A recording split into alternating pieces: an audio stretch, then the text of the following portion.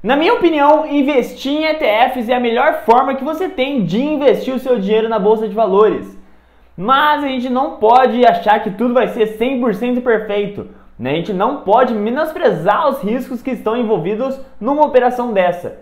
E por isso que nesse vídeo eu quero hoje listar 3 possíveis e talvez os principais riscos que você tem em investir nessa classe de ativo.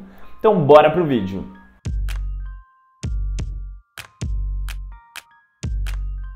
Então, sem enrolação, já vamos pro primeiro risco. E o primeiro risco é o risco de seleção. O que significa risco de seleção? Seleção é a sua opção de escolha. Existem milhares de ETFs ao redor do mundo e você precisa selecionar os que você quer investir. E não é porque estamos investindo em ETF que o risco de seleção não pode te levar à ruína, não pode te fazer perder dinheiro. É claro que com ETF o seu risco de seleção é muito diluído. Afinal, quando você compra um ETF, você está comprando diversas ações. Então isso já dilui esse risco. Porém, você sim pode fazer escolhas erradas. E isso acontece nos ETFs, principalmente por conta dos nossos vieses. E nesse caso eu quero citar 2 principais vieses. O primeiro é um viés de uma bolha. Você está tão inserido no mercado, tão inserido em alguma atividade, que você acredita fielmente que aquilo vai crescer, que o mercado como um todo vai crescer. Mas pode ser só uma bolha que você está vivendo e está tão inserido nela que você vê com bons olhos. Mas você tem que olhar para o resto do mundo e não só para ela. Ou até mesmo o viés da manada. Afinal, pode estar todo mundo investindo em um tipo de ETF, ganhando muito dinheiro e você não quer ficar de fora. Então, poxa, vamos investir também e aí acaba dando errado. Mas só para você entender o porquê que eu estou falando isso, eu vou dar 2 exemplos concretos e que estão acontecendo de fato. Por exemplo, digamos que você é um apaixonado por criptomoedas e está muito inserido no mercado de NFT, mercado do metaverso, está vendo que diversas empresas ao redor do mundo estão entrando nesse mercado e aí você acredita fielmente que o metaverso vai crescer. Então você decide investir no ETF do metaverso. Por exemplo, nos Estados Unidos tem um ETF que chama METV, que replica um índice de metaverso. Empresas que estão investindo no metaverso, empresas que estão inseridas nesse mercado, acabam entrando nesse índice. Mas eu tenho que dizer que apesar de toda a especulação e que você de fato está vendo esse crescimento, o mercado está precificando ao contrário. Se você tivesse investido nesse ETF desde a sua criação, você já teria perdido 50% do seu patrimônio. Justamente porque você entrou num viés de uma bolha que você acredita, mas esqueceu de ver fora da sua bolha. E agora um exemplo sobre a manada. Eu quero citar o exemplo do ETF Hero. É um ETF que replica índices de esportes, games, computadores, etc.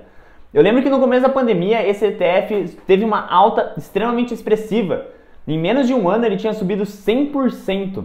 E aí muitos vídeos no YouTube começaram a rolar, muitos educadores financeiros começaram a falar desse ETF. E aí o que aconteceu? Muita gente começou a investir sem saber o que tinha de concreto ali, sem saber os fundamentos. Bom, para quem investiu na alta desse ETF, tenho que dizer que quem seguiu simplesmente a manada já perdeu mais de 50% do seu dinheiro também. O que eu quero dizer aqui não é que esses ETFs são ruins, cabe você analisar isso ou não. Mas a gente investe em ETFs justamente para conseguir fugir desses vieses. E aí você começa a fazer um ETF picking, selecionar diversos ETFs, você acaba caindo novamente nos seus vieses. Então tome cuidado com isso. Talvez esse seja o principal risco de começar a investir em ETF. Mas então, como que você pode minimizar esse risco? Muito simples, se basear na história, se basear em estudos científicos, históricos, acadêmicos. Já existem centenas, até milhares de pessoas pesquisando e relatando quais são os ETFs que de fato têm uma comprovação ao longo do tempo. Poxa, você vai estar fugindo de um viés, afinal você está se baseando em fatos, em dados. E talvez seja a solução mais simples do mundo. Segundo risco, precificação de ETF. Como assim? O preço que você paga por um ETF, na teoria, deveria ser exatamente igual ao preço que você paga pelos ativos que estão naquela carteira de ETF, naquele fundo. Por exemplo, imagine que você está investindo em um ETF que tem 50% de uma ação A, e essa ação custa R$10, e tem 50% de uma ação B, e essa ação custa R$8. Isso significa que se a teoria fosse perfeita, o seu ETF deveria estar custando exatamente R$9, que é a metade de 10, a média, né, de 10 e de 8 daria 9. Só que na prática isso pode não funcionar 100%, afinal o ETF é listado na Bolsa de Valores e os ativos listados na Bolsa de Valores são precificados conforme a lei da oferta e da demanda. Se tem muita gente querendo comprar e pouca gente querendo vender, a tendência é que esse preço suba. Então é um risco que você corre. Esse ETF pode estar precificado tanto para baixo quanto para cima. No caso de para baixo, legal, você estará pagando mais barato. Mas pode ser que você esteja pagando mais caro por algo do que ele realmente vale. Isso é um risco. Só para você entender, você consegue ver essa precificação pelo site dos fundos. E só para ter um exemplo prático e concreto, eu peguei o exemplo do ETF VOO, que é um ETF listado na Bolsa Norte-Americana. Esse ETF deveria estar custando, no dia que eu estou gravando esse vídeo, que tirei esse print aqui do lado, deveria estar custando 361,48 dólares. Mas, na prática, ele está custando 361,50 dólares. Como visto, essa diferença é extremamente minúscula, justamente porque os próprios fundos, os próprios ETFs, já utilizam diversos recursos para minimizar e diluir esse risco. Mas uma forma que você tem para minimizar isso é na hora que você for comprar seu ETF na sua corretora, ao invés de você comprar utilizando a ordem ao mercado, você utilizar a ordem limitada e colocar um preço máximo que você quer pagar por aquele ETF. Então, se no momento que você for comprar acontecer algum erro e essa precificação for de forma errada, você não vai pagar nem muito caro nem muito barato por isso. Você vai acabar pagando o preço justo que você limitou. Essa é a forma que eu sempre faço para comprar meus ETFs. O terceiro risco é o risco da custódia. Quando compramos um ETF, caso você tenha comprado aqui na Bolsa Brasileira, numa corretora brasileira, ele vai ficar registrado no seu CPF, ou se você comprou numa corretora norte-americana, vai ficar registrado ali na corretora. Então a custódia não depende de você, e sim da corretora. E se por algum acaso você está comprando esse ETF em alguma corretora que tem alguma malícia por trás, pode ser que você perca o seu dinheiro.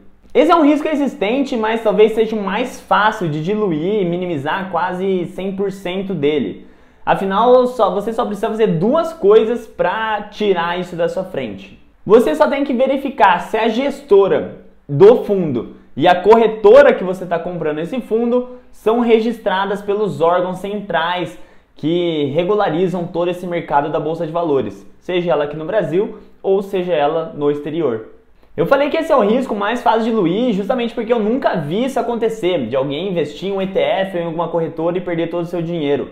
Afinal, é muito difícil um ETF que não está todo regularizado, todo certinho, com toda a burocracia resolvida, entrar numa bolsa de valores. Principalmente quando a gente está falando no mercado norte-americano, que é um mercado extremamente regulado. Então, assim, é um risco existente que eu tenho que citar aqui, mas que eu nunca ouvi nenhum relato que tenha acontecido isso. Mas e aí, você gostou desse vídeo? Se sim, não esquece de deixar um like aqui, que isso ajuda demais a gente a expandir todo esse conteúdo para mais pessoas. E se você quer aprender a como investir de forma global, principalmente em ETFs passivos, basta você clicar aqui para se inscrever no canal, que toda quinta-feira a gente posta vídeos novos aqui. Valeu, turma! A gente se vê na próxima!